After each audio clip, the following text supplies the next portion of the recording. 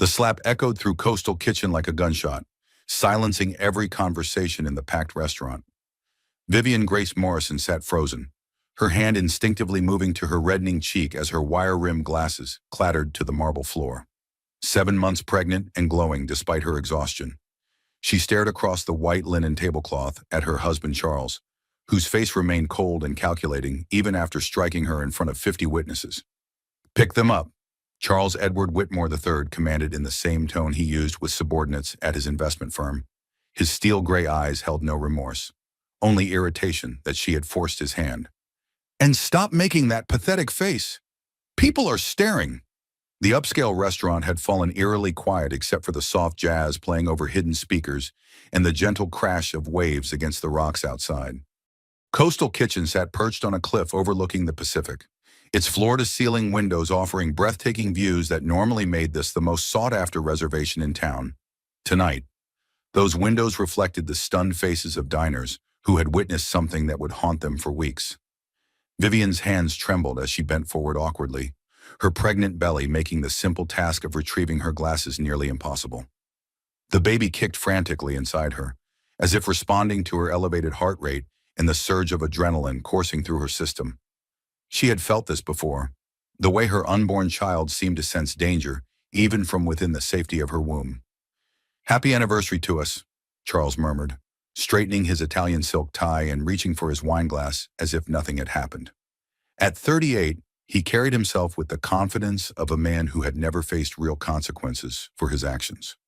Old money family, Ivy League education, corner office with harbor views, and a pregnant wife who had learned to keep her mouth shut. Until tonight. The evening had started like so many others over their 3 years of marriage. Charles had chosen the restaurant, ordered for both of them without consulting her preferences, and spent the first course detailing her failures as a wife and soon-to-be mother. Her weight gain during pregnancy disgusted him. Her inability to keep up with his social obligations embarrassed him.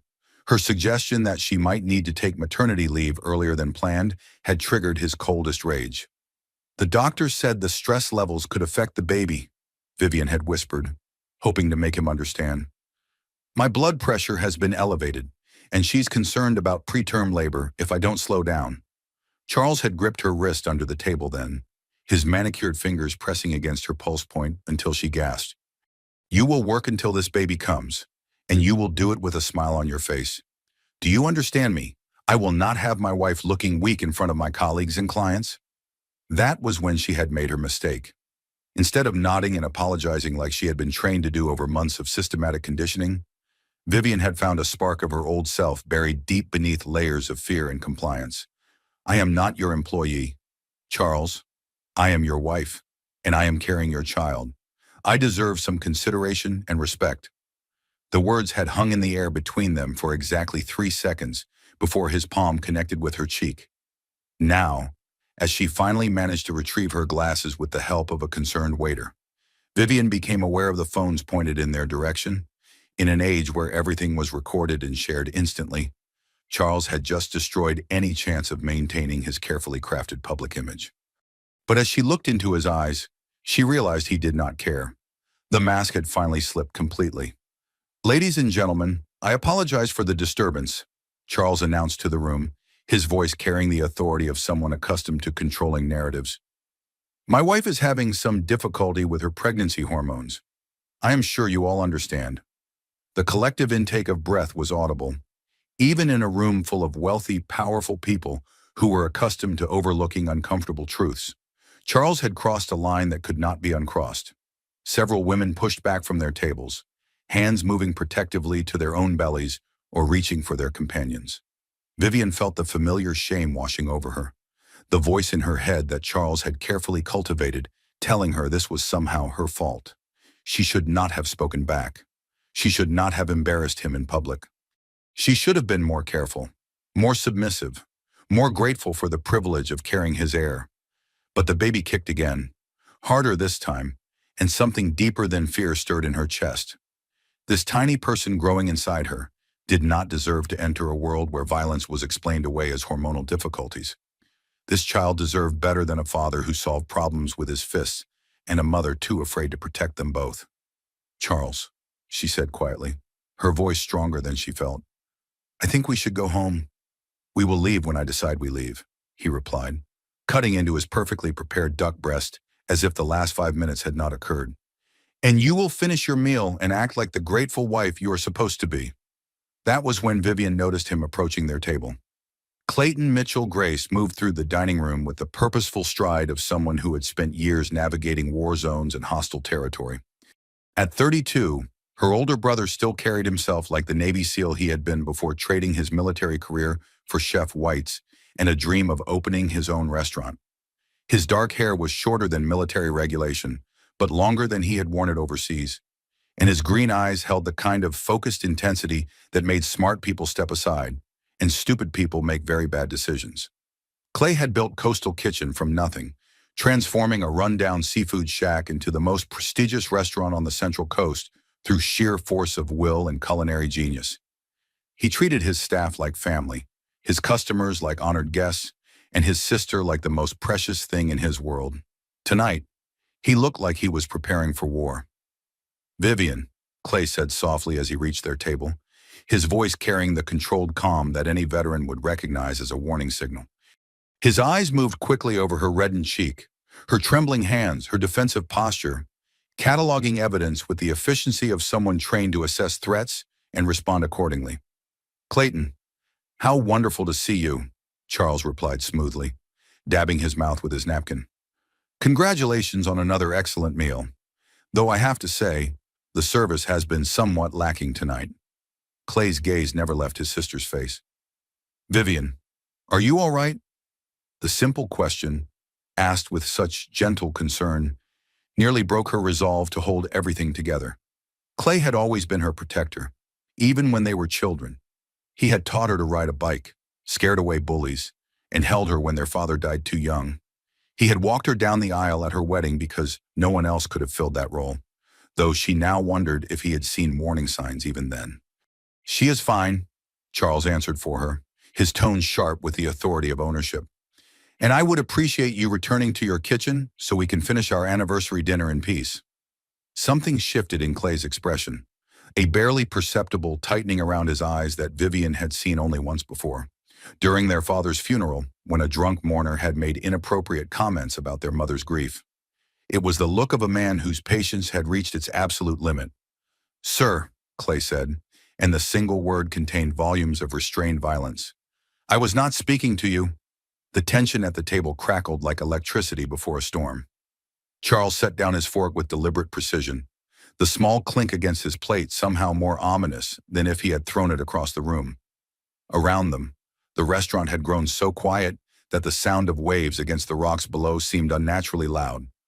"Excuse me," Charles asked, his voice carrying the dangerous edge of a man unaccustomed to being challenged. "Did you just tell me what I can and cannot say about my own wife?" Clay's hands remained steady at his sides, but Vivian could see the subtle shift in his stance, the way his weight balanced on the balls of his feet like he was preparing to move. She knew that stance from their childhood, from the countless times he had positioned himself between her and whatever threatened to hurt her. "I asked my sister a question," Clay replied evenly. "I would like to hear her answer." "Your sister," Charles laughed, but there was no humor in the sound. "Let me explain something to you. Chef, when a woman gets married, she becomes part of her husband's family. Her loyalty, her obedience, her very identity belongs to him. Vivian is my wife, which means she answers to me, not to some glorified short-order cook who thinks wearing Chef Whites makes him important." The insult hung in the air like smoke from a fired weapon. Vivian watched her brother's face, seeing the muscle in his jaw twitch once, twice, before going perfectly still. She had seen Clay angry before, had watched him lose his temper as a teenager and young man. But this was different. This was the cold, calculated fury of someone who had learned to channel rage into deadly precision. "Charles, please," Vivian whispered, finally finding her voice. "Let's just go home." "We are not going anywhere," he snapped, turning his attention back to her with renewed viciousness. "You wanted to make a scene in front of your brother, fine. Let him see exactly what kind of wife he raised you to be." Charles leaned forward across the table, his voice dropping to a harsh whisper that somehow carried to every corner of the now silent restaurant. You have been nothing but a disappointment since the day I married you. Weak, emotional, constantly complaining about every little thing. I thought pregnancy might make you more grateful, more feminine, but instead you have become even more pathetic. Each word hit Vivian like a physical blow, designed to strip away whatever confidence she had managed to gather. She could feel the baby moving restlessly inside her, responding to her stress and elevated heart rate. The doctor had warned her about this, about how maternal distress could affect fetal development and potentially trigger early labor. You think carrying my child gives you some kind of power over me? Charles continued, his voice growing louder as he sensed her weakness. Let me remind you of something. Sweetheart, I own you. I own this pathetic little life you think you have built. Your job, your apartment before we married, your car, your clothes, everything you touch belongs to me. And when this baby comes, I will own them too. That's enough. Clay's voice cut through Charles's tirade like a blade through silk. Charles straightened in his chair, his face flushing with indignation. I beg your pardon. I said that's enough. Clay took a single step closer to the table, and somehow that small movement seemed to fill the entire space around them with potential violence. You will not speak to my sister that way in my restaurant or anywhere else. Your restaurant, Charles laughed again, and this time the sound was genuinely amused.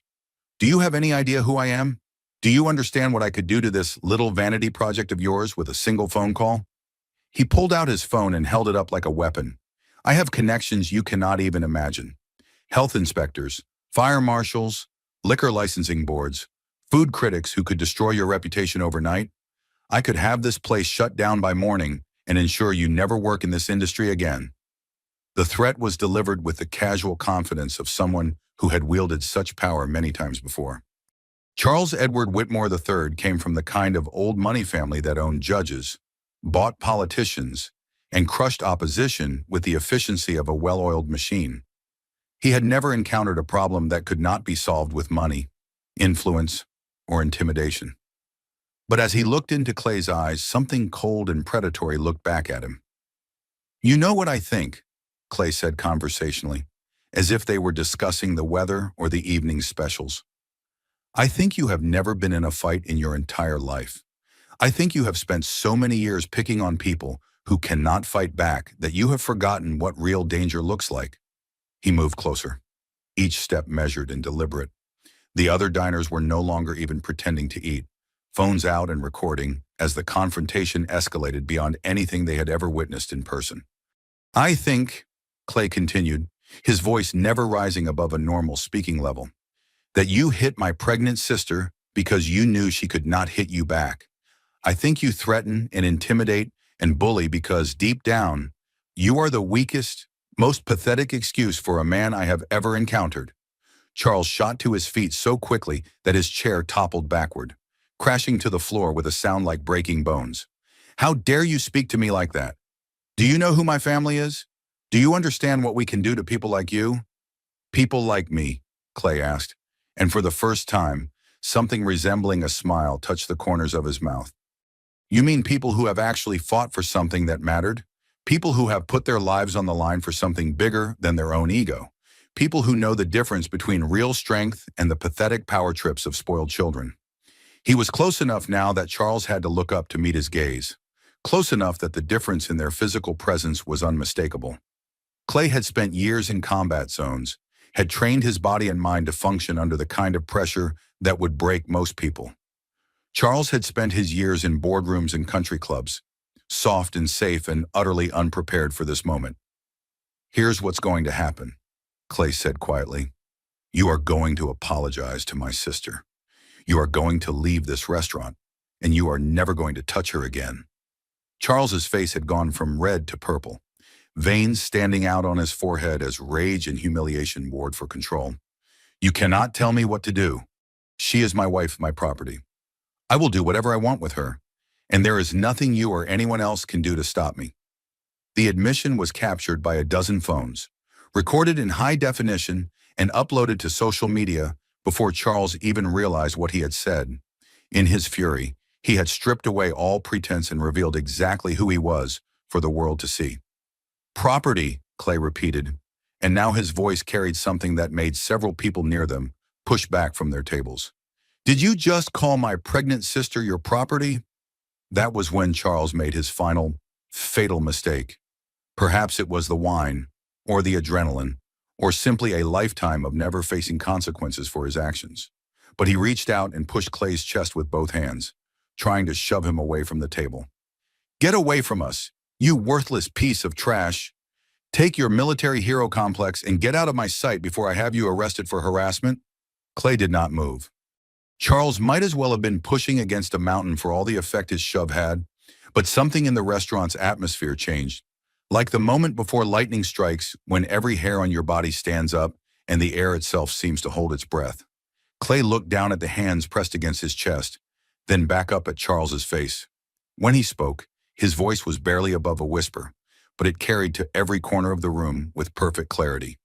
Sir, you have just made the biggest mistake of your life. For a heartbeat that lasted an eternity, the entire restaurant held its breath. 50 witnesses watched as Clay stared down at Charles's hands pressed against his chest, then slowly, deliberately, looked back up into the other man's face. The silence was so complete that the sound of Vivian's sharp intake of breath seemed to echo off the walls. Charles, perhaps finally realizing he had crossed a line he could not uncross, tried to step backward. But Clay's hand moved with liquid precision, closing around Charles's wrist and holding him in place with the kind of controlled strength that spoke of years of training and absolute confidence. Remove your hands, Clay said quietly, his voice carrying the unmistakable authority of someone accustomed to giving orders in life or death situations. Now! The word hit Charles like a physical blow. Whatever bravado he had summoned by pushing Clay evaporated as he found himself unable to break free from the iron grip holding his wrist. For the first time in his privileged life, Charles Edward Whitmore III was physically overpowered by someone who would not be intimidated by his name or his family's influence. Let go of me, Charles demanded, but his voice cracked slightly, betraying the fear he was trying to hide. This is assault. I will have you arrested. You put your hands on me first, Clay replied matter-of-factly, still holding Charles's wrist with effortless strength. In front of 50 witnesses with phones, after striking my pregnant sister in my restaurant, I would say my response has been remarkably restrained so far. Travis Burns emerged from the kitchen then, moving with the same purposeful efficiency as Clay. At 29, Travis had served 3 tours in Afghanistan before joining Clay in civilian life, first as a sous chef and now as his business partner. He took in the scene with a single glance and positioned himself strategically near the kitchen entrance, ready to control access and backup if needed. Everything all right out here, chef? Travis asked, using the tone that indicated he already knew everything, was decidedly not all right, and was prepared to act accordingly. Just having a conversation with Mr. Whitmore about restaurant etiquette, Clay replied without taking his eyes off Charles. He seems to be having some difficulty understanding the basic concepts of respect and appropriate behavior.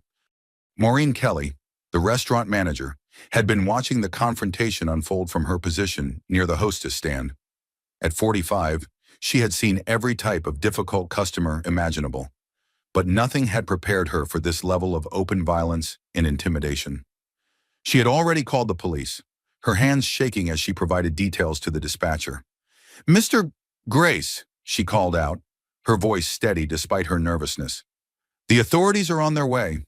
Charles's face went pale as the implications hit him.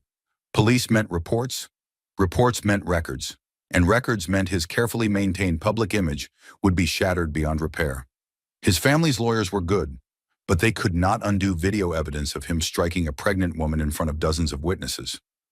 "This is ridiculous," he blustered, finally managing to pull his wrist free from Clay's grip. "I was defending myself against this maniac. He threatened me. He assaulted me." "Actually," said a clear voice from a nearby table, "I recorded the entire incident. Would you like me to play it back?" The speaker was an elderly woman dining alone, her silver hair perfectly coiffed and her eyes sharp with intelligence. She held up her phone with the confidence of someone who had witnessed injustice and refused to let it stand unchallenged. "As did I," added another diner, a young man who looked like he might be a journalist or blogger. "Posted it live to my social media accounts. 60,000 followers so far, growing by the minute." The color drained entirely from Charles's face as he realized the scope of his exposure. In the age of viral videos and instant global communication, his moment of uncontrolled rage had just been broadcast to the world. There would be no covering this up, no using family connections to make it disappear. "You do not understand," he said desperately, looking around the room as if searching for allies who would never come. "She is my wife. This is a private family matter. You have no right to interfere." "I understand perfectly," Clay replied, his voice carrying the patient tone of someone explaining something to a child. "You hit my pregnant sister in my restaurant. You threatened her, called her your property, and then put your hands on me when I intervened. There is nothing private about public assault, and there is nothing familial about abuse." He stepped closer, and Charles instinctively backed away, bumping into the overturned chair behind him. "Here is what you clearly do not understand.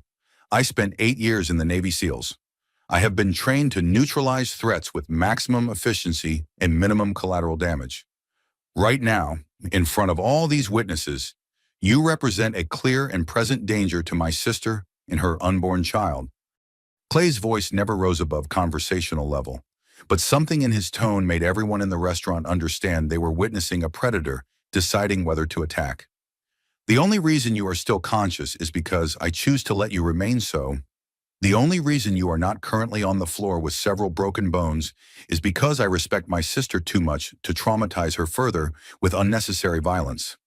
Charles opened his mouth to speak, but Clay raised a single finger that stopped him as effectively as a shout. "But understand this very clearly," Clay continued. "My restraint has limits. If you ever, and I mean ever, lay a hand on my sister again, if you threaten her, intimidate her, or cause her one moment of fear or pain, I will forget about legal consequences and civilian rules of engagement. I will hunt you down and teach you exactly what 8 years of special operations training can accomplish when applied with personal motivation." The threat was delivered with such calm certainty that several diners actually pushed back from their tables, instinctively creating distance from the controlled violence radiating from Clay's still form. Charles tried to speak again, but found his mouth dry and his voice gone. "Do you understand me?" Clay asked. Charles nodded wordlessly, his earlier bravado completely evaporated. "Good. Now you are going to apologize to my sister, and then you are going to leave this restaurant. Security cameras and witnesses have recorded everything that happened here tonight. If I were you, I would contact a very good lawyer and prepare for the legal consequences of your actions." Vivian had been sitting frozen throughout the confrontation, her hands pressed protectively over her pregnant belly as she watched her brother transform into someone she barely recognized. She had known Clay was dangerous, had understood intellectually that his military training made him capable of violence most people could not imagine. But seeing him in action, watching him dominate a situation through sheer force of will and controlled intimidation, was both terrifying and deeply reassuring. "Charles," she said quietly, her voice stronger than it had been all evening, "I think you should leave." He turned to look at her, his face a mask of confusion and rage. "You are taking his side against your own husband." "I am taking the side of someone who has never hit me," Vivian replied, and the simple statement carried more weight than any accusation. "I am taking the side of someone who protects me instead of hurting me." The sound of sirens could be heard approaching in the distance, growing louder with each passing second. Charles looked around the restaurant one final time, seeing only hostile faces and recording devices documenting his complete humiliation. "This is not over," he said, his voice shaking with impotent fury. "You have no idea what you have started here, no idea what I am capable of." Clay smiled then, and it was not a pleasant expression. "Actually, I have a very good idea what you are capable of. I have seen you in action tonight. You are capable of hitting a pregnant woman and running your mouth when you think you are safe. What I am curious about is whether you understand what I am capable of." Charles had no answer for that. As the police sirens grew louder and the reality of his situation began to sink in, he turned and walked quickly toward the restaurant's exit, leaving behind his wife, his reputation, and any pretense that he was anything other than a coward who preyed on those weaker than himself. But as he reached the door, he turned back one final time, his eyes finding Vivian across the crowded dining room. "This is not over," he repeated, and this time the threat was unmistakable. Not by a long shot. Tyrannonom. Detective Vernon Walsh arrived at Coastal Kitchen with the practiced efficiency of someone who had been working domestic violence cases for the better part of 2 decades. At 52, he carried himself with the bearing of a veteran who had seen humanity at its worst and still chose to fight for its best. His gray hair was cropped short. His brown eyes held the kind of tired wisdom that came from too many nights like this one, and his presence immediately commanded respect from everyone in the restaurant. Walsh had been a Marine before joining the police force, which meant he understood exactly what he was looking at when he saw Clay standing protectively near his sister's table. Military bearing was unmistakable, especially in a crisis situation, and the detective could read the controlled violence in Clay's posture like a roadmap. "Ladies and gentlemen," Walsh announced to the restaurant, his voice carrying the authority of someone accustomed to taking control of chaotic situations. "I am Detective Walsh with the County Sheriff's Department. I understand there was an incident here tonight involving domestic violence. I am going to need everyone to remain calm while I gather information." Maureen approached him immediately, her hands still trembling slightly from the adrenaline of the evening's events. "Detective, I am the manager here. I called 911 after witnessing Mr. Whitmore strike his pregnant wife. The entire incident was captured on our security cameras, and several customers recorded it on their phones." "Thank you, ma'am. I will need copies of all available footage." Walsh's eyes moved to Vivian, who was still seated at the table, one hand pressed to her reddened cheek and the other protectively covering her pregnant belly. "Mrs. Whitmore, I presume I am going to need to speak with you about what happened here tonight." Vivian looked up at him with eyes that held a mixture of fear, shame, and something that might have been hope. "It was not that bad," she said automatically, the words coming out before she could stop them. "I mean, he was upset about something, and I probably should not have talked back, and maybe I misunderstood." "Ma'am," Walsh interrupted gently, his voice carrying the patience of someone who had heard these exact words countless times before. "You have a handprint on your face, and 50 people witnessed your husband strike you. There is no misunderstanding to be had here." Clay stepped forward, his protective instincts triggered by his sister's attempt to minimize what had happened. "Detective, my name is Clayton Grace. This is my restaurant, and Vivian is my sister. What we witnessed tonight was not a misunderstanding or a domestic dispute. It was clear-cut assault by a man with a documented history of intimidation and control." Walsh turned his attention to Clay, taking in the military bearing, the controlled anger, and the obvious expertise in handling dangerous situations. "Mr. Grace, I appreciate your concern for your sister, but I need to hear her account of events directly. However, I would like to speak with you separately about what you observed and how you responded." That was when Dorothy Grace arrived, bursting through the restaurant's front door with the focused determination of a mother whose child was in danger. At 58, Dorothy retained the brisk efficiency of her nursing career and the fierce protectiveness that came from raising 2 children, largely on her own after her husband's early death. "Where is she?" Dorothy demanded, her eyes scanning the restaurant until she found Vivian still seated at the table. "Oh, honey, what did he do to you?" The appearance of her mother seemed to break something loose in Vivian's carefully maintained composure. For the first time since the slap, tears began to flow freely as she stood and moved into Dorothy's embrace, her pregnant form awkward but desperate for the comfort and safety her mother represented. "I am sorry," Vivian whispered against her mother's shoulder. "I am so sorry for all of this. I should have been more careful. Should not have said anything. Should not have made him angry." "Stop!" Dorothy said firmly, pulling back to look into her daughter's eyes. "This is not your fault. Do you hear me? Nothing you said or did justifies what happened here tonight." Walsh watched the family reunion with the clinical eye of someone trained to observe human behavior under stress. He had seen this pattern many times before: the victim's initial attempt to minimize the abuse, the family's protective response, and the complex dynamics that made domestic violence cases so challenging to prosecute successfully. "Mrs. Grace," he said, addressing Dorothy, "I assume someone called you about the incident." "Maureen called me," Dorothy replied, never taking her eyes off her daughter's face. "I am a retired nurse. Detective, I know what stress and trauma can do to a pregnant woman. We need to get her to a hospital for evaluation." As if summoned by her words, Vivian suddenly gasped and doubled over, her hands clutching her abdomen as a sharp pain shot through her midsection. The baby, which had been moving restlessly all evening, suddenly went completely still. "Something's wrong," Vivian said, her voice tight with pain and fear. "The baby. Something's wrong with the baby." Clay was at her side instantly, his arm supporting her weight as she struggled to remain upright. "We need to get her to the hospital now," he said, his voice carrying the urgency of someone who understood that every second could matter. "I am calling an ambulance," Walsh said, already reaching for his radio, but Dorothy shook her head. "My car is right outside, and the hospital is only 5 minutes away. An ambulance will take longer to get here than it will take us to get there." She looked at Clay with the expression of someone making a battlefield decision. "Can you carry her?" "Of course." Clay was already moving, scooping Vivian into his arms with the easy strength of someone who had carried wounded comrades to safety. "Travis, take care of things here.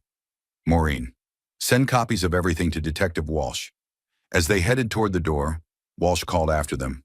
"Mrs. Whitmore, we still need to discuss what happened here tonight. This investigation is not going away just because you are having a medical emergency."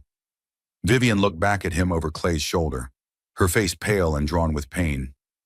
"I understand, Detective, but right now, I need to make sure my baby is all right." They were almost to the exit when Charles reappeared, flanked by a woman in an expensive suit who could only be his lawyer. Eleanor Blake Whitmore shared her brother's aristocratic features, but carried herself with the sharp competence of someone who cleaned up other people's messes for a living. "Where do you think you're going with my client's wife?" Eleanor demanded, stepping into their path with the confidence of someone accustomed to getting her way through legal intimidation. Clay did not slow down or acknowledge her presence in any way. He simply adjusted his grip on Vivian and continued moving toward the door with the implacable momentum of a force of nature. "Get out of my way," he said quietly. And something in his tone made Eleanor instinctively step aside despite her legal training and professional bravado. Charles, emboldened by his sister's presence and the protection of legal representation, tried one final power play. "Vivian, you will come home with me right now. We can handle this medical situation privately, with our own doctor, without involving the authorities or making this circus any worse than you already have." Vivian lifted her head from Clay's shoulder and looked directly at her husband for the first time since he had struck her. When she spoke, her voice was weak from pain, but absolutely clear in its resolve. "I am not going anywhere with you, Charles. I am going to the hospital to make sure our baby is safe, and then I am going to decide what happens next.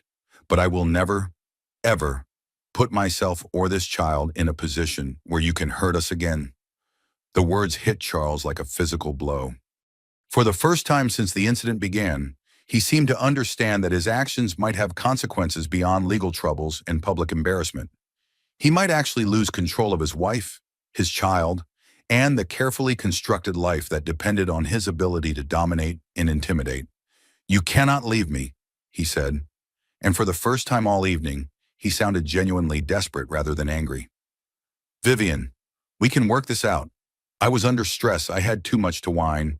I lost my temper. It will not happen again."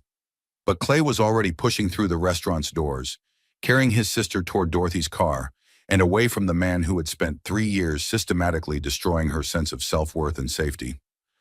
As they reached the parking lot, Vivian was hit by another wave of pain, this one strong enough to make her cry out.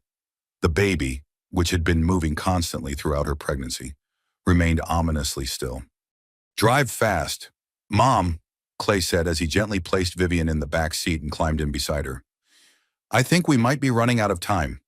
Behind them, Charles stood in the restaurant's doorway, watching the car disappear into the night and realizing that his world as he knew it was ending. Tomorrow, the videos would be everywhere. His family would demand explanations he could not provide.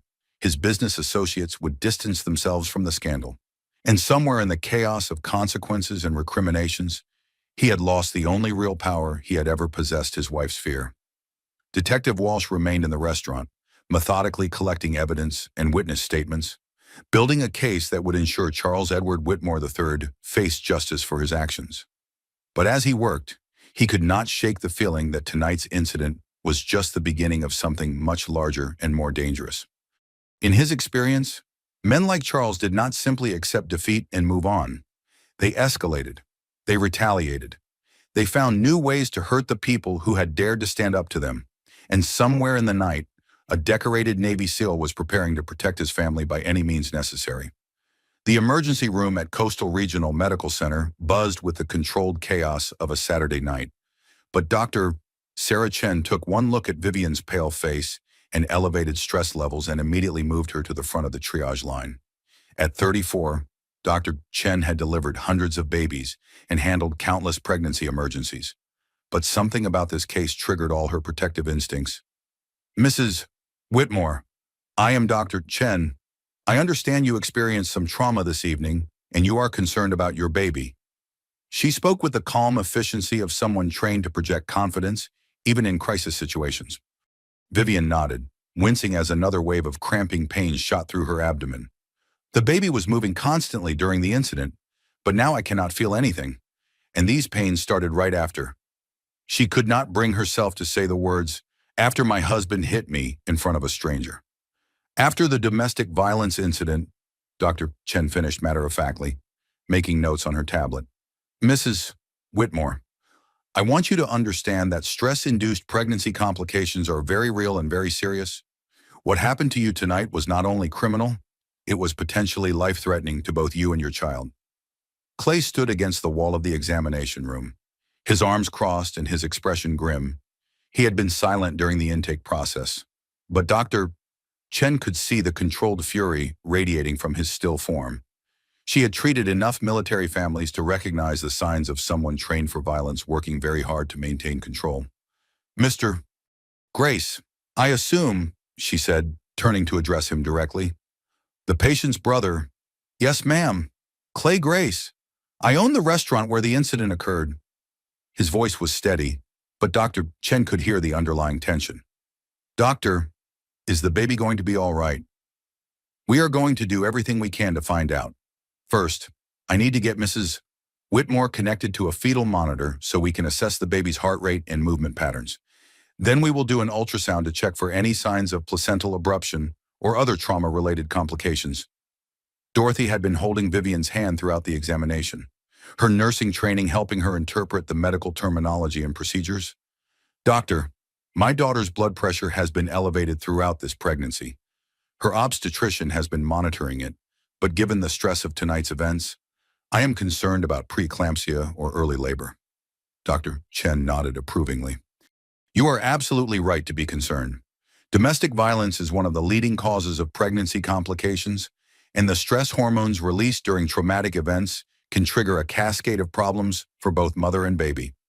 As if to emphasize her point, Vivian suddenly gripped the examination table's rail and doubled over as another contraction hit. This one was stronger than the others, lasting nearly a minute and leaving her breathing heavily when it finally subsided. "That felt like real labor," Vivian whispered, fear evident in her voice. "But I am only 7 months along. It is too early. Mrs. Whitmore, we are going to admit you for observation and treatment. I want to get you on medication to stop these contractions and monitor you and the baby closely for the next 24 to 48 hours. Dr. Chen's tone was reassuring but serious. "The good news is that even if we cannot stop the labor completely, babies born at 32 weeks have excellent survival rates with proper medical care." The word survival hit the room like a physical blow.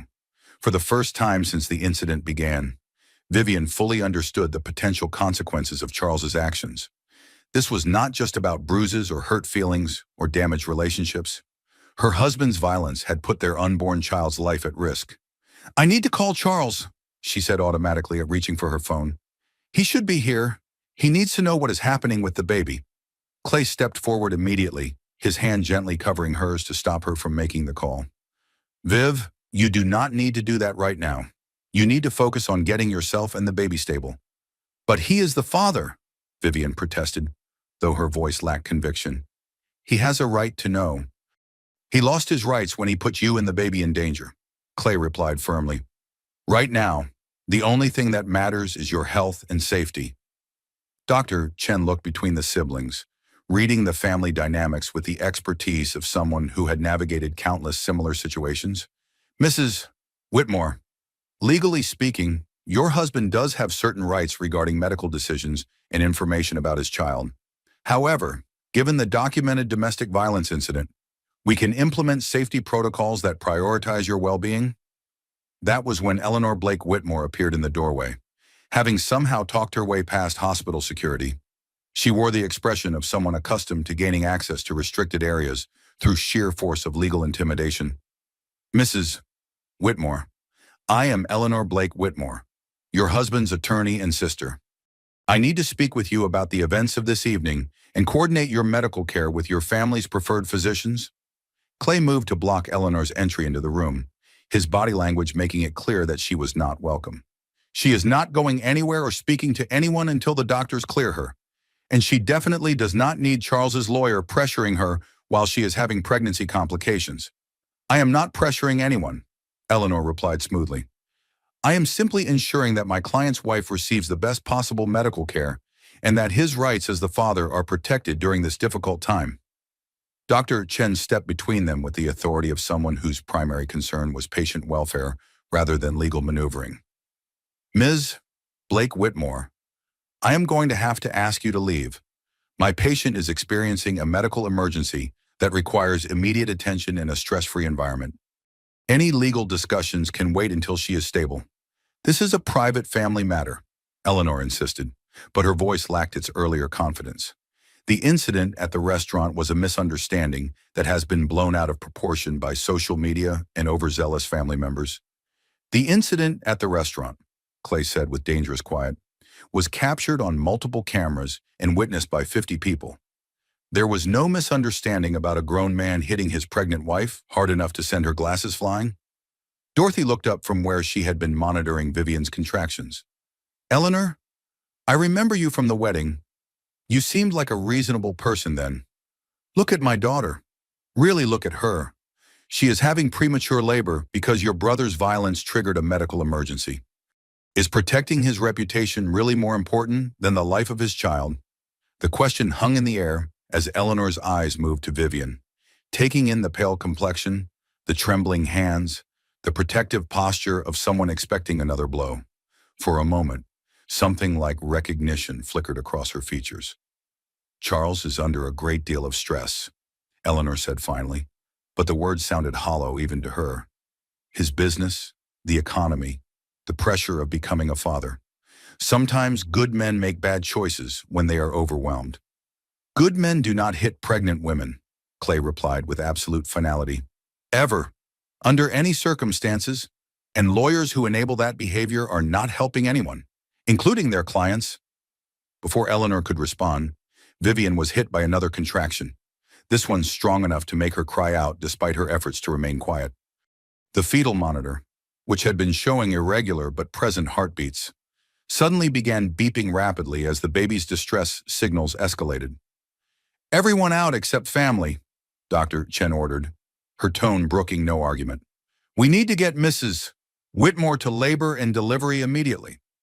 As nurses appeared to transfer Vivian to a wheelchair and rush her to the maternity ward, Eleanor found herself being escorted from the room by hospital security. But as she reached the doorway, she turned back one final time. This will not end here, she said, looking directly at Clay. My family has resources you cannot imagine. If you think you can destroy my brother's life over one moment of poor judgment, you are seriously mistaken. Clay met her gaze with the steady calm of someone who had faced much more dangerous threats than corporate lawyers wielding legal briefs. Your brother destroyed his own life the moment he chose to hit my sister. I am just making sure there are consequences. As Vivian was wheeled away toward the maternity ward, Clay and Dorothy following close behind, Eleanor stood alone in the hallway and realized that for the first time in her legal career, she might be defending someone who was genuinely indefensible. Meanwhile, somewhere across town, Charles Edward Whitmore III sat in his empty mansion, scrolling through social media and watching his carefully constructed public image disintegrate in real time. The videos from the restaurant had gone viral, shared thousands of times with commentary that ranged from outrage to disgusted to simply disbelieving that anyone could be so cruel to a pregnant woman. But Charles was not thinking about his reputation or his legal troubles or even his business prospects. He was thinking about control and how a decorated Navy SEAL had just taken away the most important thing he had ever possessed, his wife's fear. That was a problem that required a solution. And Charles had never been someone who accepted defeat gracefully. The maternity ward at Coastal Regional Medical Center, operated under a different set of rules than the rest of the hospital.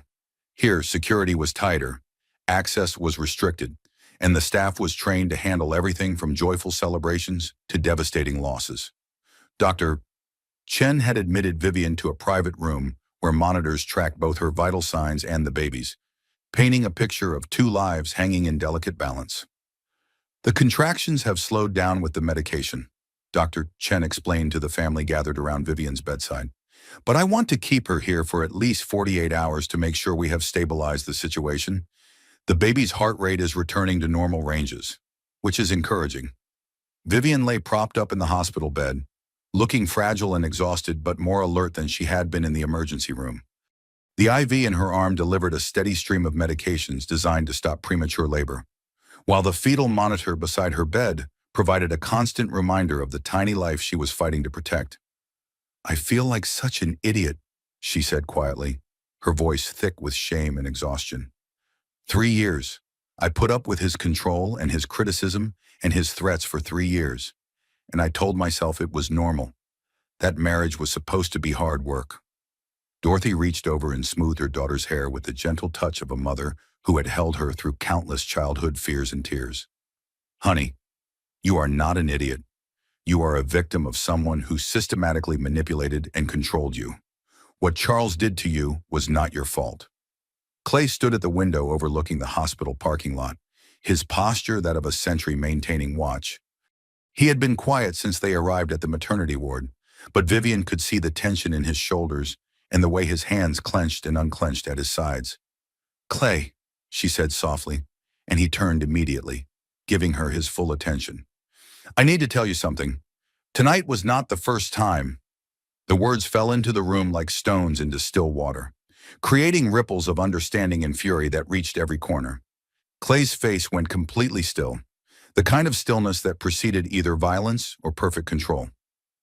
"How long?" he asked, his voice carefully neutral. "It started about 6 months after we got married. Little things at first. Grabbing my arm too hard when he was angry. Pushing me against walls during arguments. He said it was my fault for making him lose his temper." Vivian's words came out in a rush, as if she had been holding them back for so long that they could no longer be contained. "Then it got worse. He would slap me when I talked back or questioned his decisions. He said I was being disrespectful, that I needed to learn my place as his wife, and I believed him, because he was so careful to make it seem reasonable, like it was just normal married life." Dorothy's eyes filled with tears as she listened to her daughter describe years of abuse that had been carefully hidden from everyone who loved her. "Why didn't you tell us? Why didn't you ask for help?" "Because he convinced me it was my fault," Vivian replied, her voice breaking. "He made me believe that if I were a better wife, more obedient, more grateful, he would not need to correct my behavior. And when I got pregnant, I thought maybe things would change. Maybe becoming a father would make him gentler." Clay turned back to the window, his reflection showing a face that could have been carved from stone. Instead, it made him worse. "Yes, he said the baby was proof that I belonged to him completely now. That I could never leave because no one else would want a woman with another man's child.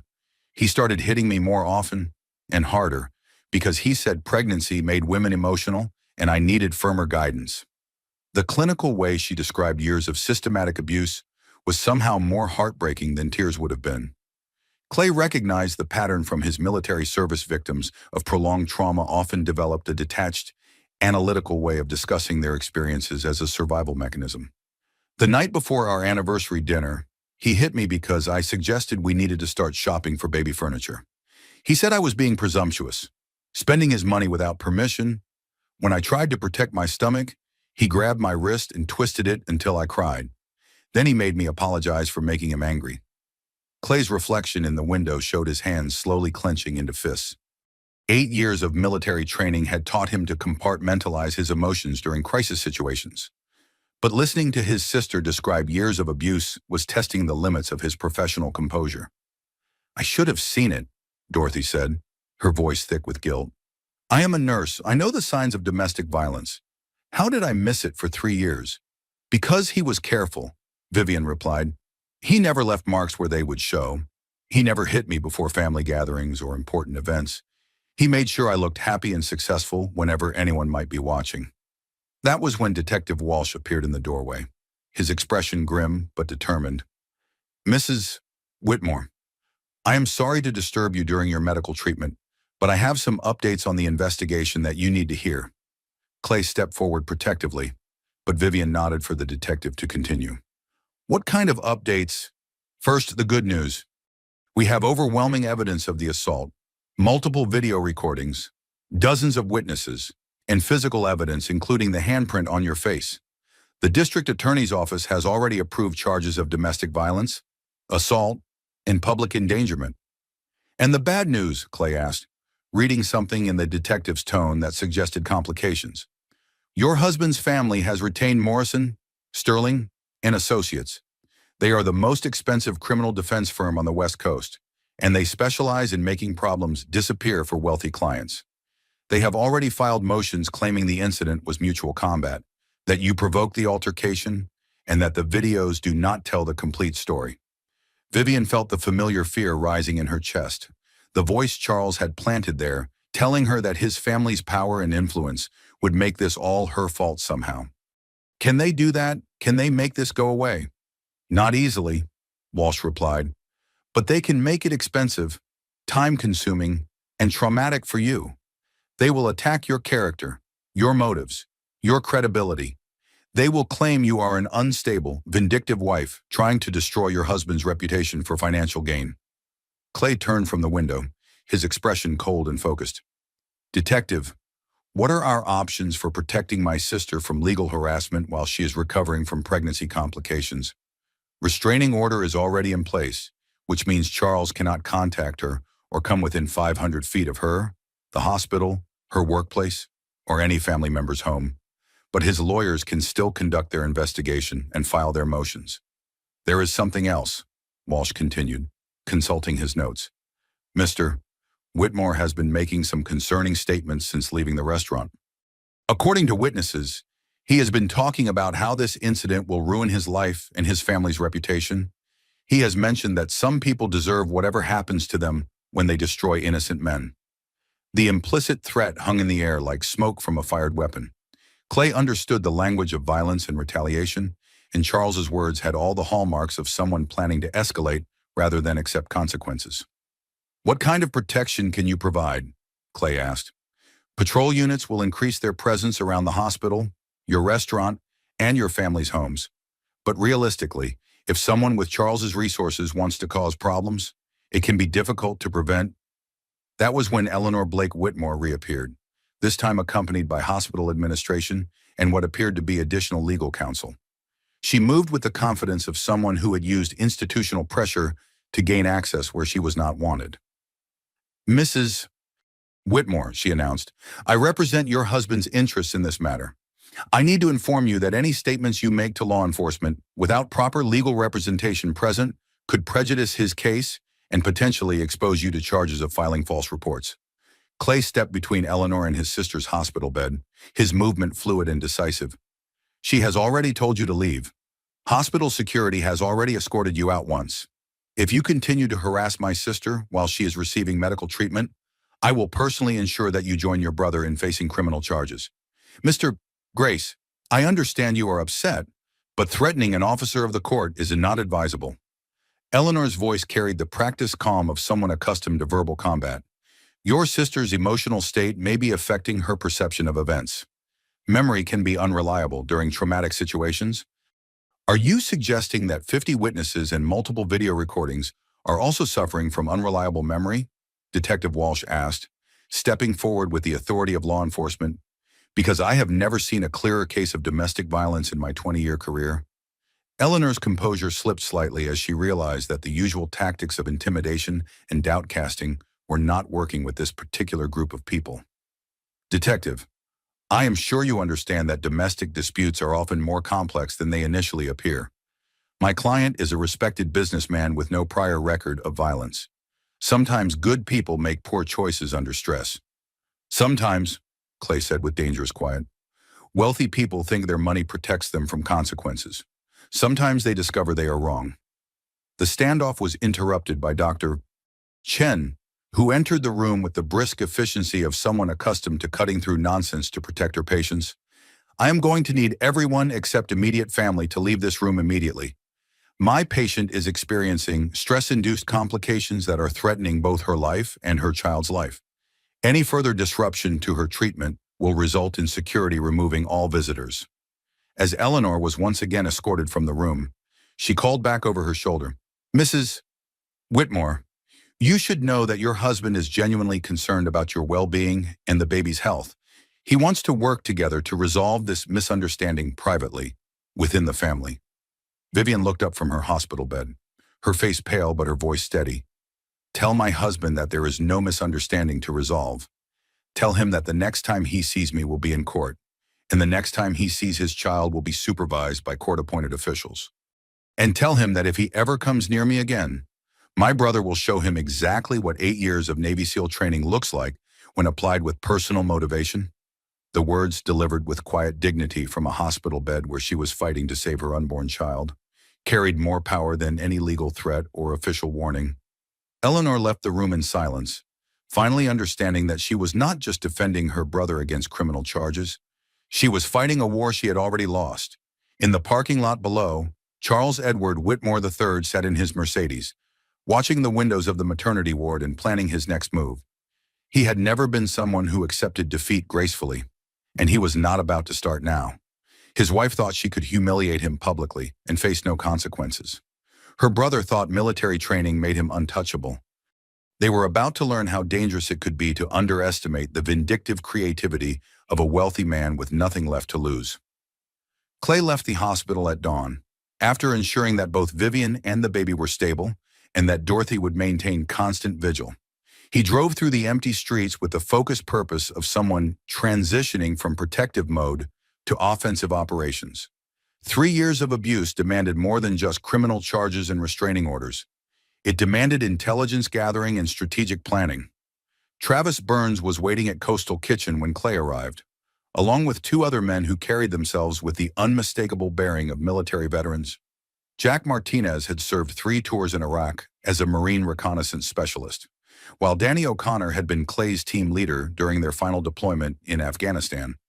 Both men had dropped everything to respond when Travis called them about the situation. "How's Vivian?" Travis asked immediately, his concern evident. "Stable for now. The doctors think they can prevent premature labor if she stays on bed rest and avoids stress." Clay's voice carried the exhaustion of someone who had been running on adrenaline for 12 hours. "But Charles is not going away quietly. His family has hired the most expensive legal team on the West Coast, and they are already working to discredit her testimony." Jack Martinez looked up from the laptop where he had been scrolling through social media coverage of the incident. "The videos have been shared over 2 million times. Most of the comments are supportive of Vivian, but Charles's people are already working to control the narrative. They are claiming she provoked the incident and that you used excessive force in responding." "What kind of man hits a pregnant woman?" Danny asked, his Irish accent thickening with disgust. "In my neighborhood growing up, that would have earned him a beating that put him in the hospital for months." Clay poured himself coffee from the machine behind the restaurant's bar, his movements automatic and precise. "Charles Edward Whitmore III is the kind of man who has never faced real consequences for his actions. Old money family, Ivy League education, connections that have protected him from accountability his entire life." "Not anymore," Travis said grimly. "Elite Security Solutions called me this morning. They handle security for 3 restaurants in the same group as us, and they wanted to warn us that someone has been asking questions about your background and the restaurant's finances." Clay's attention sharpened immediately. "What kind of questions?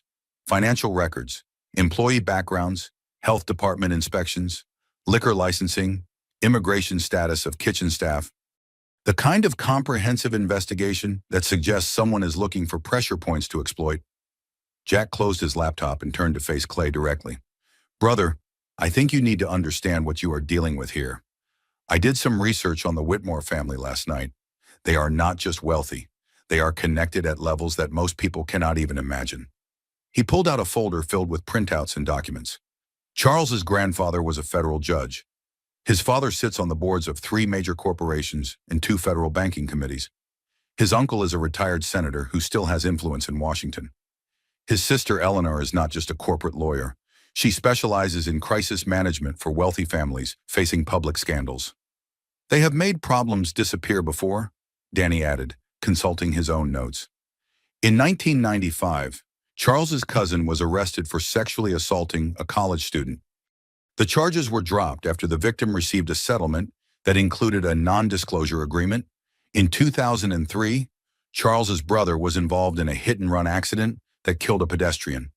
The family's investigators found evidence that the victim was intoxicated, and the brother received 2 years of probation.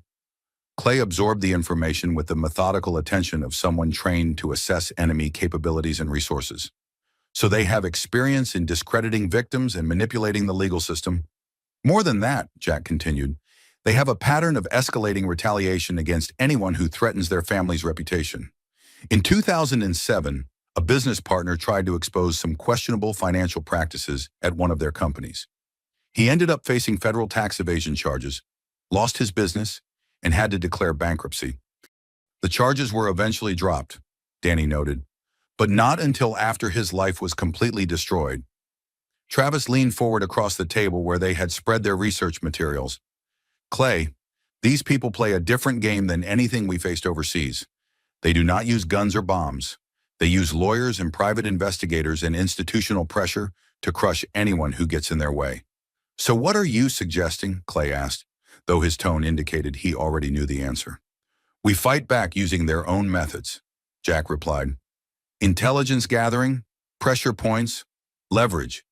We find out what skeletons the Whitmore family has been hiding, and we make sure they understand that protecting Charles means exposing themselves to the same kind of scrutiny they are planning to use against Vivian. Clay considered the proposal, weighing his protective instincts against his understanding of legal and ethical boundaries. We do this right. No illegal surveillance, no breaking and entering, no methods that could compromise the criminal case against Charles. Agreed, Danny said. But there are plenty of public records, social media histories, business connections, and personal relationships that can tell us what we need to know. If the Whitmore family wants to play hardball, they need to understand that they are not the only ones with resources and expertise. That was when Clay's phone rang. The caller ID showed Eleanor Blake Whitmore's office number, which meant Charles's legal team was already making their next move. Mr. Grace, this is Eleanor Blake Whitmore. I think we need to have a conversation about resolving this situation in a way that protects everyone's interests, including your sister's long-term well-being. Clay put the phone on speaker so the others could hear. Mrs. Blake Whitmore, my sister's long-term well-being would be best served by your brother facing full legal consequences for his actions and staying away from her permanently. Mr. Grace, I understand you are angry, but you need to consider the practical realities of this situation.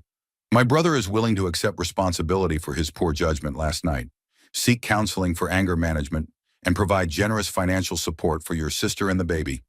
In exchange, we would ask that she not pursue criminal charges that could destroy his career and reputation. The offer was delivered with the smooth confidence of someone who had made similar deals many times before. Clay could almost hear the unspoken threats lurking beneath the reasonable tone. And if she refuses your generous offer, Clay asked, then we will be forced to defend my brother vigorously, which means exposing every aspect of your sister's life to public scrutiny. Her financial difficulties before marriage, her history of depression and anxiety, her dependence on my brother's income and social status. We will argue that she orchestrated this incident to gain leverage in a potential divorce settlement. Jack, Danny, and Travis exchanged looks that communicated years of shared combat experience and mutual understanding. They had heard this kind of threat before, from different enemies in different contexts, but the underlying message was always the same: surrender or face total destruction. Ms. Blake Whitmore, Clay said with the patient tone of someone explaining something to a child, let me make sure I understand your position. You are threatening to destroy my pregnant sister's reputation and mental health if she does not allow your brother to escape consequences for committing domestic violence in front of 50 witnesses. I am explaining the legal realities of a complex situation, Eleanor replied, but her voice had lost some of its earlier confidence. Criminal trials are public proceedings. Evidence will be presented, testimony will be given, and details of their marriage will become part of the public record. Then I guess we will see each other in court, Clay replied. And Ms. Blake Whitmore, you might want to spend some time researching my background before you decide how far you want to escalate this situation. I am not some frightened civilian who can be intimidated by legal threats and character assassination. He ended the call and looked around the table at his assembled team. Gentlemen, I believe we have just declared war on one of the most powerful families on the West Coast. Anyone who wants to walk away now has my complete understanding and no hard feelings. Jack Martinez smiled with the expression of someone who had been waiting his entire civilian life for a mission worthy of his skills. Brother, we did not survive Fallujah and Kandahar just to let some rich boy terrorize your family. When do we start? Danny O'Connor was already opening his laptop. I still have contacts in federal law enforcement and private security. Give me 48 hours, and I will have a complete background file on every member of the Whitmore family going back 3 generations. Travis stood up and moved to the restaurant's front windows, scanning the street for any signs of surveillance or unusual activity. Meanwhile, we need to assume they are already watching us. Private investigators, electronic surveillance, financial monitoring. From now on, we operate under the assumption that everything we do and say is being recorded and analyzed. Clay felt a familiar sensation settling over him, the calm focus that had kept him alive through 8 years of special operations missions. Then we give them something worth recording. Jack, I want you to start with Charles's business dealings. Any SEC violations, tax irregularities, questionable partnerships. Danny, focus on the family's legal history, every lawsuit, every settlement, every time they use their influence to make problems disappear. What about Eleanor? Travis asked. She is the immediate threat in terms of legal strategy. Eleanor is interesting, Clay replied thoughtfully. She seemed genuinely uncomfortable when she saw Vivian's condition at the hospital. My guess is she has been cleaning up Charles's messes for years. But this might be the first time she has had to look directly at one of his victims. He turned back to the group, his expression grim but determined. The Whitmore family has spent decades believing their money and connections make them untouchable. They have systematically destroyed anyone who threatened their interests, and they expect us to fold like all the others? Clay's phone buzzed with a text message from Dorothy. Vivian is asking for you. Doctor says baby is stable, but wants to keep her another day. Charles's lawyers tried to visit, but hospital security turned them away. They are about to learn, Clay continued, that some people fight back, and when you target a veteran's family, you better be prepared for the kind of war you have never experienced before.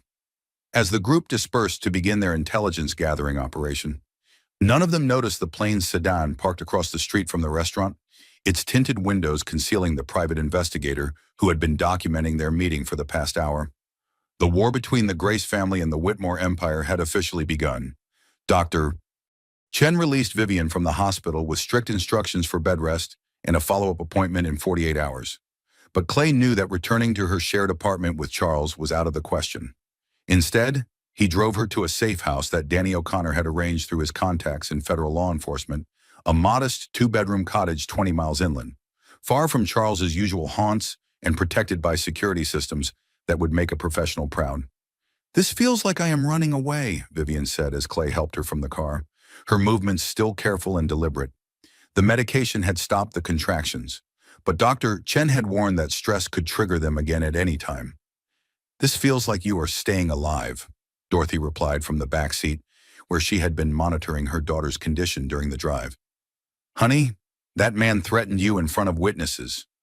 His lawyers have made it clear they intend to destroy your reputation and credibility. Until the criminal case is resolved, you need to be somewhere he cannot find you. The cottage sat on 5 acres of wooded land, its isolation providing natural security while remaining close enough to medical facilities if complications arose.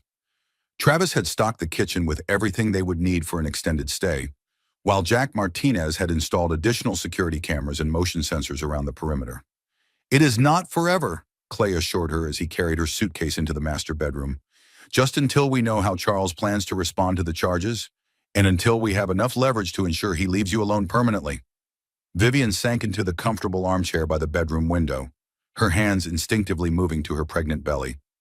The baby had been active since leaving the hospital, as if responding to the reduced stress levels and safer environment. Clay, I need to ask you something, and I need you to be completely honest with me. Her voice carried the serious tone of someone preparing for difficult truths. What exactly are you and your friends planning to do about Charles and his family? Clay sat on the edge of the bed, his expression carefully neutral. We are gathering information that might be useful for your legal case. Background research, financial records, anything that might help Detective Walsh and the prosecutor build a stronger case. That is not what I am asking, and you know it. Vivian's eyes held the kind of clarity that came from finally seeing a situation without the filter of fear and manipulation. I know you, Clay. I know what you are capable of when someone threatens your family. I need to know that you are not planning to do something that will land you in prison. The question hung in the air between them, carrying 3 decades of shared history and unconditional love. Clay had always been her protector, but she had also been his anchor to civilian life and moral certainty. Now she was asking him to choose between his protective instincts and his respect for her wishes. Charles escalated this situation when he put his hands on you, Clay said finally. He escalated it further when his family decided to wage legal warfare against a pregnant woman recovering from domestic violence. I will not let them destroy you to protect his reputation. But will you stay within the law? Vivian pressed. Will you promise me that whatever you do, you will not cross lines that you cannot uncross? Before Clay could answer, his phone rang with a call from Travis at the restaurant. Clay, we have a problem. Charles just showed up here with a court order demanding access to our security footage from last night. He is claiming his lawyers need it for his defense, but something feels wrong about this. Clay put the phone on speaker so Vivian and Dorothy could hear. What kind of court order? It looks legitimate, but it is signed by Judge Harrison Whitmore. Same last name as Charles. I am thinking this might be the family connection Jack warned us about. The implications hit Clay immediately. If the Whitmore family controlled the judge assigned to review evidence in Charles's case, they could manipulate the legal process in ways that went far beyond normal courtroom tactics. Travis, do not turn over anything until we have our own lawyer review that order. Take pictures of the document and send them to me immediately. Already done. But Clay, there is something else. While Charles was here making demands about the security footage, someone broke into the cottage where you had been staying before. Nothing was taken, but the place was searched thoroughly. Professional job. Barely any signs of forced entry. Vivian's face went pale as the reality of their situation became clear. They found where you live. They found where I used to live, Clay corrected, but his voice carried the grim understanding of someone who recognized escalating tactics. Good thing we moved you here instead of there. Dorothy stood up abruptly, her maternal instincts triggered by the growing threat to her daughter's safety. This is getting out of hand. Maybe we should consider Eleanor's offer to settle this privately, if it means protecting Vivian and the baby from this kind of harassment. Mom, no. Vivian's voice carried surprising strength for someone who had been hospitalized less than 24 hours earlier. If we give in to their threats now, Charles will know he can control me forever. Our child will grow up watching their father get away with violence because his family has money and influence. She struggled to her feet, one hand supporting her pregnant belly while the other gripped the chair arm for balance. I spent 3 years being afraid of him. I let him convince me that his anger was my fault, that his violence was my failure as a wife. I will not teach our child that bullies win when they have enough money and lawyers. Clay felt a surge of pride mixed with protective fury as he watched his sister find the courage that 3 years of systematic abuse had tried to destroy. Viv, that is exactly the kind of strength this situation requires.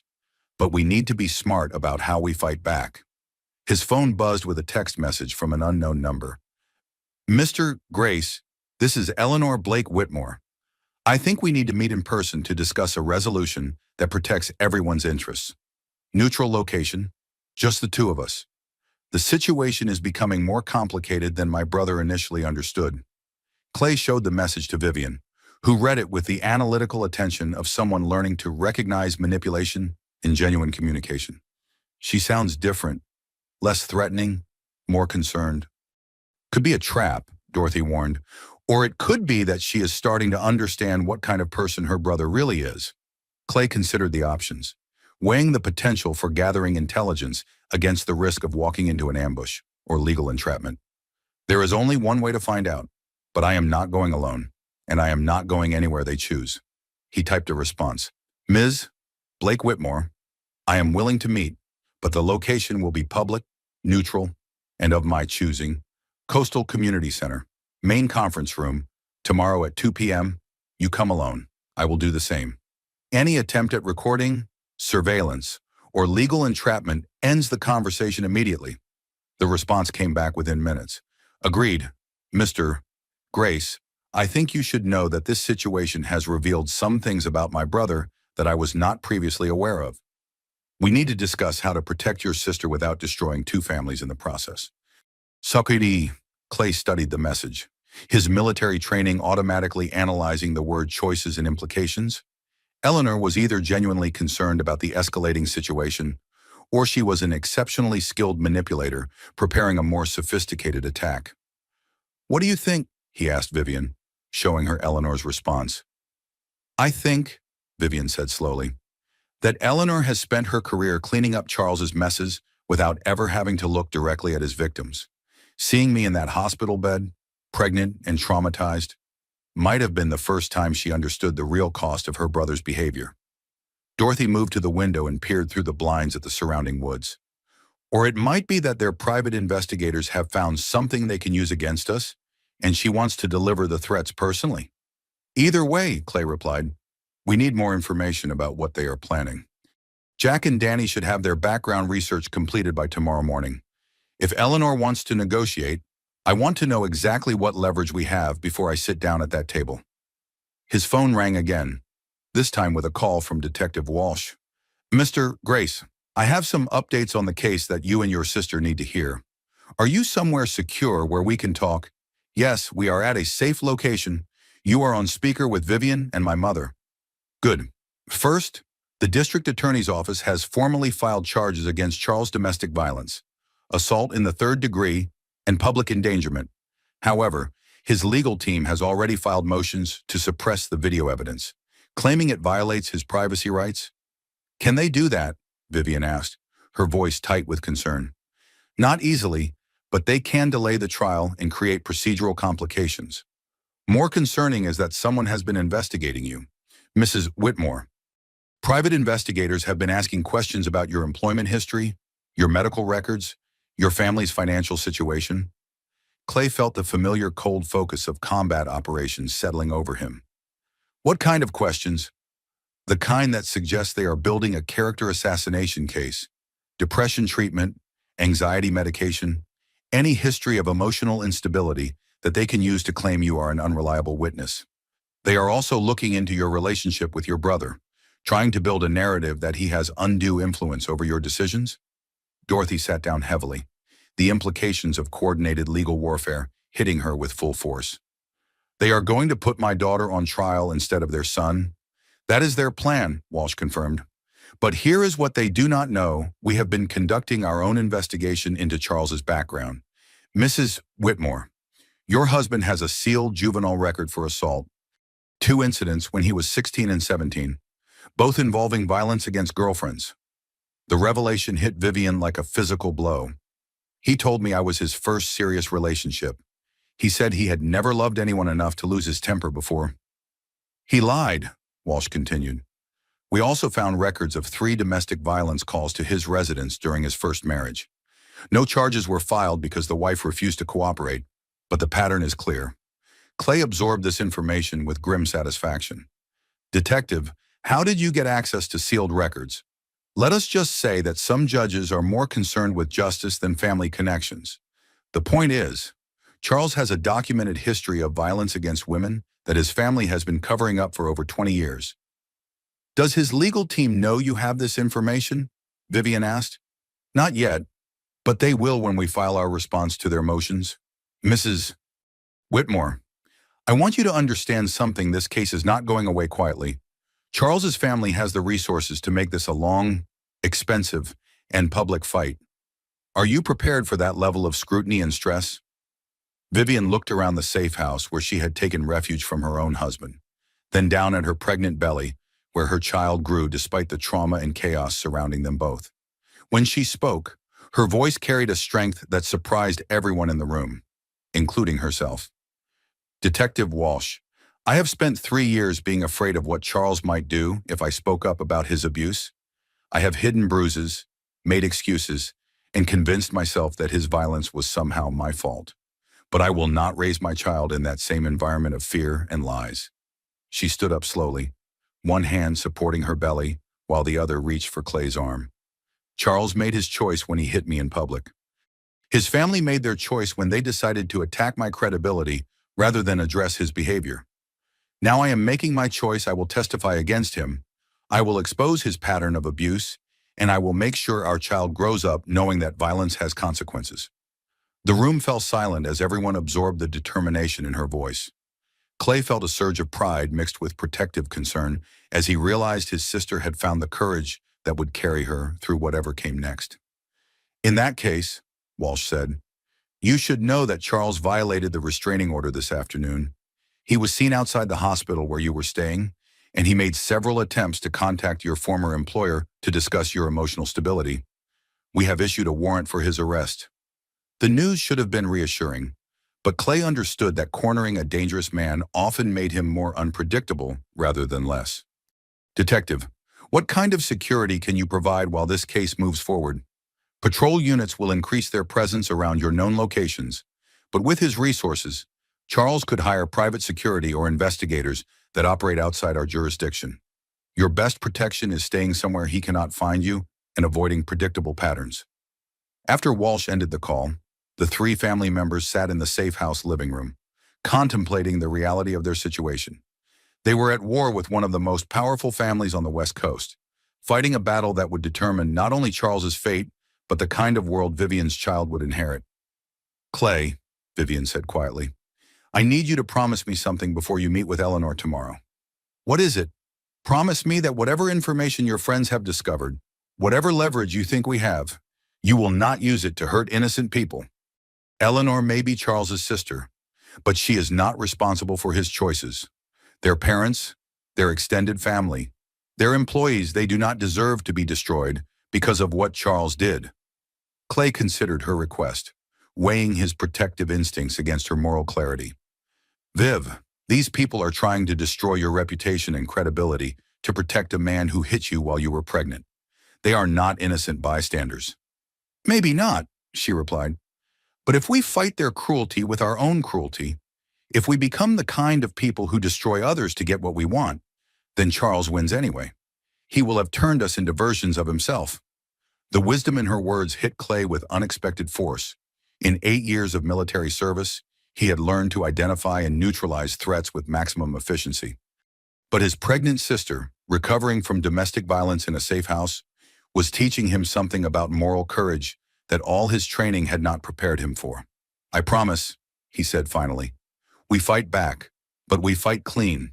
We protect you and the baby, but we do not become the monsters we are fighting against.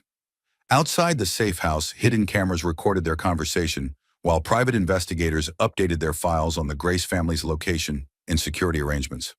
The war was escalating, and both sides were preparing for a confrontation that would determine much more than the outcome of a single criminal case.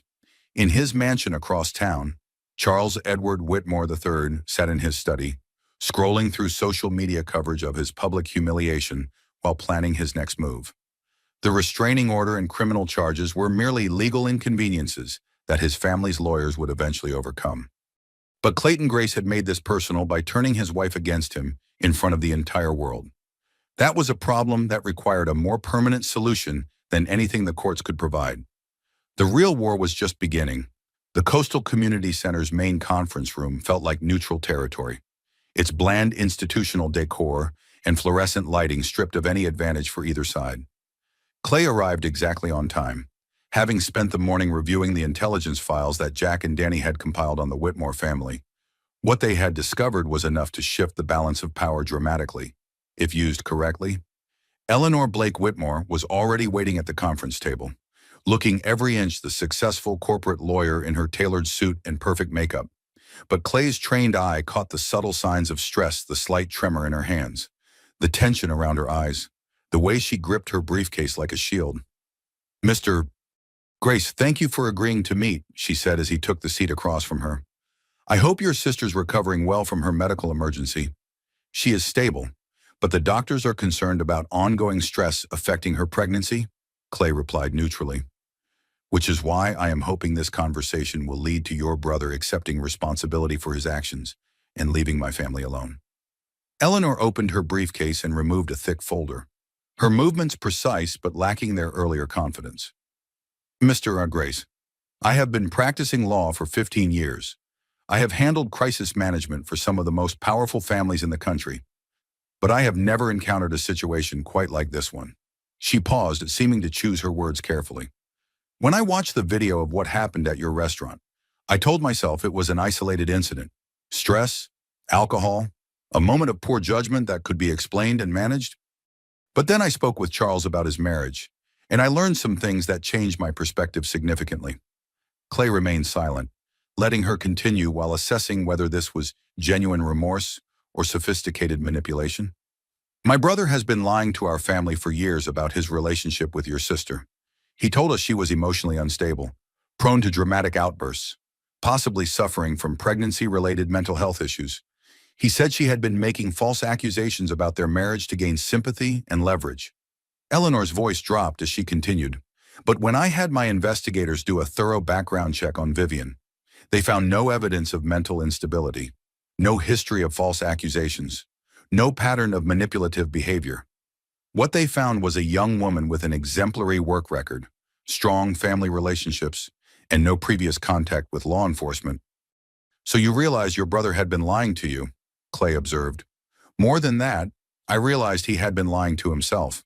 When I confronted him with the evidence that contradicted his version of events, his response was terrifying.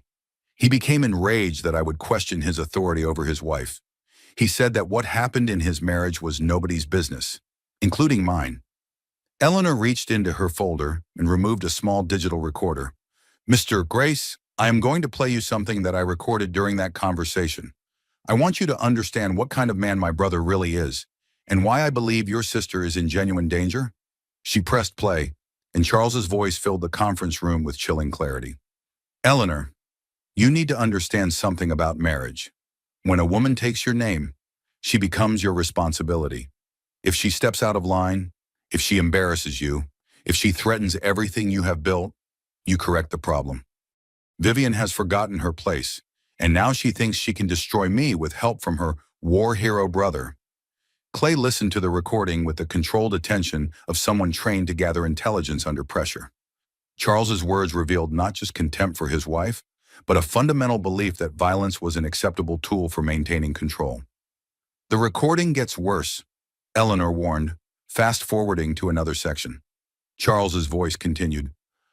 I do not care what it costs or how long it takes.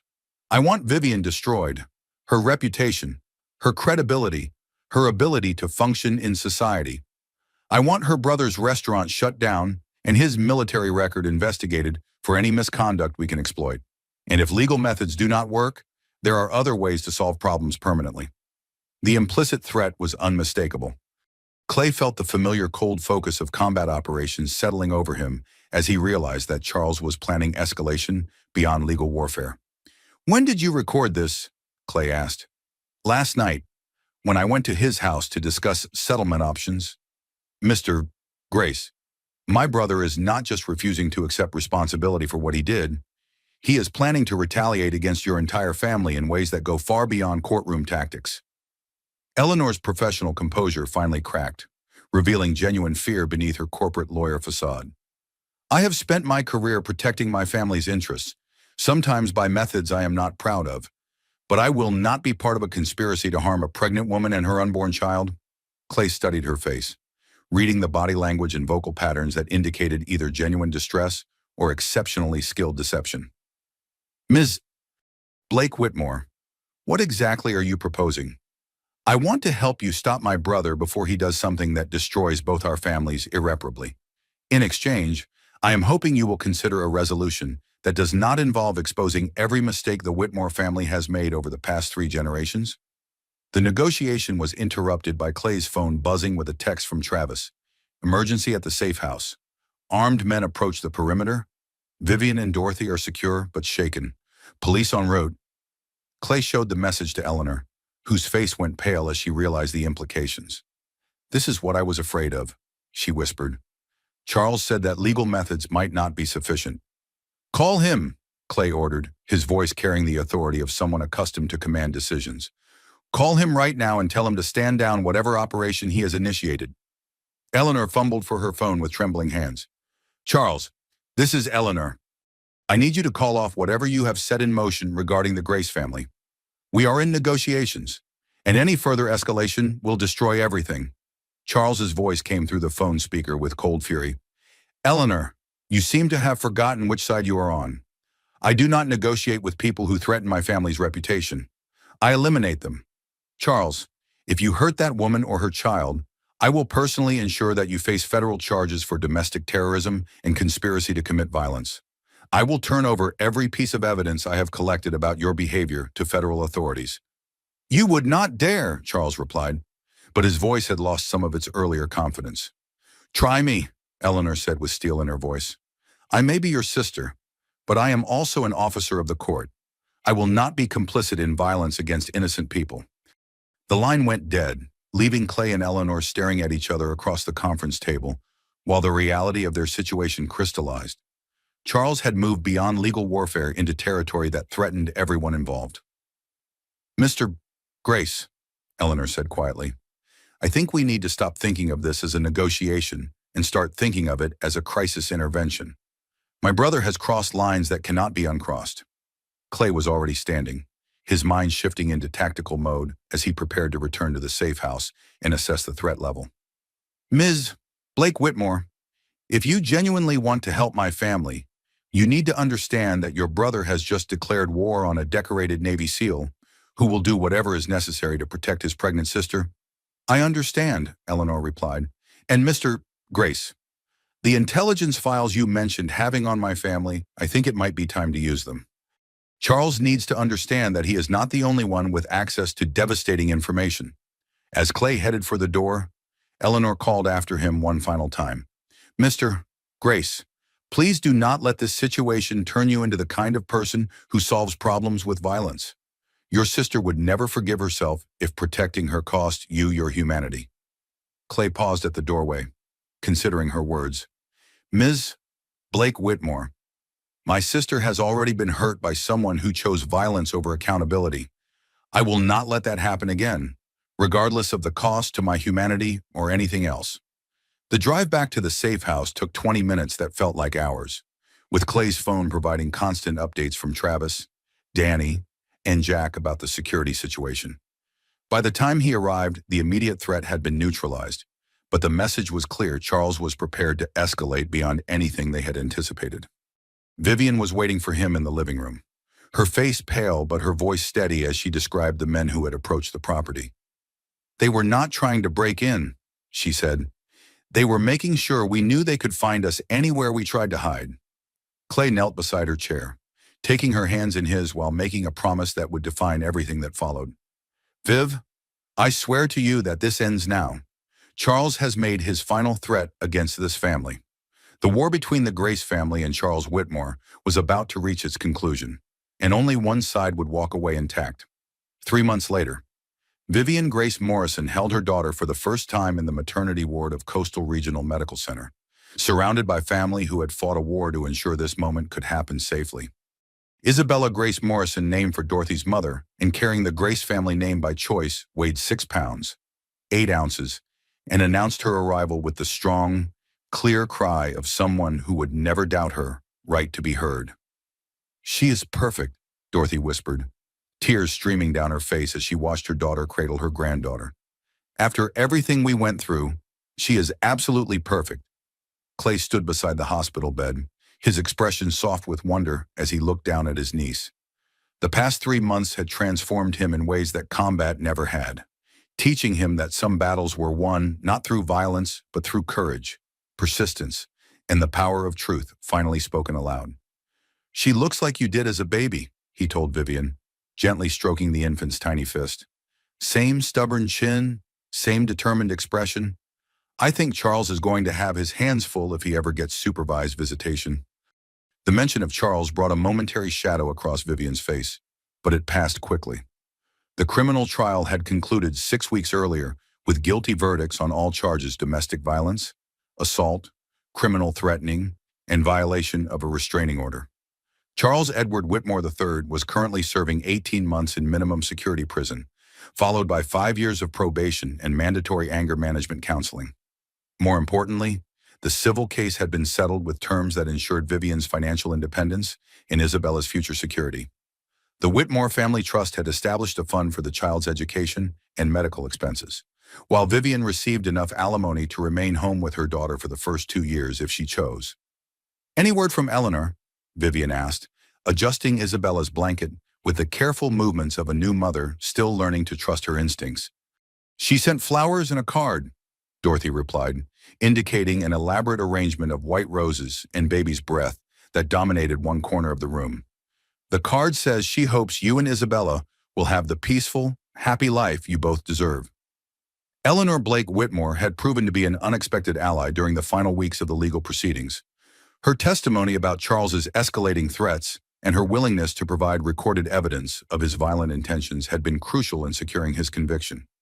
The experience had cost her professionally. Several corporate clients had dropped her firm after the scandal, but she had told the prosecutor that some things mattered more than billable hours. "Travis brought lunch from the restaurant," Clay said, indicating a basket of carefully prepared meals designed for new mothers. "And Jack and Danny wanted me to tell you that Isabella officially has 3 honorary uncles who will teach her everything from motorcycle maintenance to advanced tactical planning when she gets older." Vivian laughed, the sound light and genuine in a way that had been missing from her voice for years. "Please tell them that my daughter will be learning age-appropriate skills like reading, mathematics, and how to recognize healthy relationships with people who treat her with respect." "We will compromise," Clay replied with a grin. "Reading and mathematics first, motorcycle maintenance when she turns 16? Dr. Chen entered the room with the brisk efficiency that Vivian had come to associate with excellent medical care and genuine concern for her patient's well-being. "Mrs. Morrison, I have your discharge paperwork ready. Isabella's pediatrician will want to see her within 48 hours, and you have a follow-up appointment with me next week." The name change had been finalized a month earlier, with Vivian legally returning to her maiden name and ensuring that Isabella would carry the Grace family legacy rather than the Whitmore burden. It had been a symbolic victory that felt more significant than any legal judgment. "Dr. Chen," Vivian said as she signed the discharge forms, "I wanted to thank you for everything you did during those first terrible days. If you had not taken my medical emergency seriously, if you had not protected me from Charles's lawyers." "Mrs. Morrison, protecting mothers and babies from domestic violence is part of my job," Dr. Chen replied firmly. "But I am proud that you found the courage to protect yourself and your daughter. Too many women in your situation never escape." As they prepared to leave the hospital, Clay's phone buzzed with a message from Detective Walsh. "Wanted you to know that Charles filed an appeal this morning. Legal experts say it has virtually no chance of success, but thought you should be aware." Clay showed the message to Vivian, who read it with the calm attention of someone who had learned to face bad news without panic. "He is never going to stop completely." "Is he?" "Probably not," Clay admitted. "But he is facing 18 months of incarceration to think about whether continued harassment is worth additional legal consequences. And now that his pattern of violence is part of the public record, any future incidents will be taken much more seriously by law enforcement." Dorothy helped Vivian into the wheelchair required for hospital discharge, then carefully positioned Isabella in her arms for the ride to the elevator. "Besides, he will have other things to worry about. I heard his family's investment firm is facing SEC investigation for some questionable accounting practices that came to light during the trial." Clay had not asked Jack and Danny what information they had provided to federal authorities, but he suspected that Charles's legal troubles extended far beyond domestic violence charges. The Whitmore family's decades of covering up problems and manipulating the system had finally attracted the attention of investigators who could not be bought or intimidated. "Where to now?" Dorothy asked as they reached the hospital's main entrance, where Travis waited with Clay's truck. "Home," Vivian said simply. "Our home." The house was a modest 3-bedroom craftsman in a quiet neighborhood 20 minutes from the restaurant, close enough for Clay to visit regularly, but far enough from Charles's usual territory to provide psychological distance. Vivian had chosen it herself, using money from the settlement to make the down payment and establish the kind of independent life she had never been allowed to imagine during her marriage. "The nursery looks amazing," she said as Clay carried Isabella upstairs to see her new room for the first time. Dorothy and several friends from the restaurant had spent weeks transforming the space into a peaceful sanctuary decorated in soft greens and yellows, with a mural of ocean waves that reminded everyone of the view from Coastal Kitchen. "Travis insisted on the bookshelf," Clay said, indicating a wall-mounted shelf already filled with children's books. "He said Isabella needs to grow up understanding that knowledge is power, and that reading gives you the ability to travel anywhere and become anyone you want to be." Vivian settled into the comfortable rocking chair beside Isabella's crib, finally allowing herself to believe that this peaceful scene was real and permanent. "Clay, I need to tell you something I should have said months ago."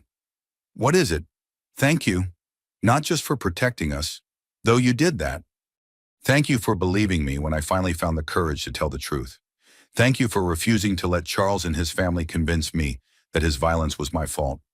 Thank you for showing Isabella, even before she was born, what it looks like when men use their strength to protect instead of harm." Clay knelt beside the rocking chair, his hand gently resting on Isabella's tiny blanket. "Viv, you saved yourself. I just made sure you had a safe place to land while you found your courage again." "Maybe," she replied. "But I want Isabella to grow up knowing that she has an uncle who would move mountains to keep her safe, and that she should never settle for anything less than a partner who treats her with the same respect and protection." As the afternoon sun streamed through the nursery windows, casting gentle light across the 3 generations of the Grace family, Vivian finally understood what Charles had tried so hard to destroy: the unbreakable bonds of people who choose to love and protect each other instead of controlling and diminishing. Isabella stirred in her arms, dark eyes opening to focus on her mother's face with the intense attention of someone seeing the world for the first time. In that gaze, Vivian saw infinite possibility, a future free from the fear and shame that had defined her marriage, and the promise that her daughter would grow up knowing her own worth. "Welcome to the world, baby girl," she whispered. "You are going to do amazing things." Outside, the Pacific Ocean stretched endlessly toward the horizon, its waves carrying away the last remnants of a painful chapter and washing the shore clean for whatever came next. At Coastal Kitchen, the dinner crowd gathered to celebrate another successful evening of Clay's culinary artistry. Unaware that their chef had just begun the most important job of his life, teaching his niece that she deserved a world where love meant safety, where family meant protection, and where strength was measured not by the ability to control others, but by the courage to stand up for what was right.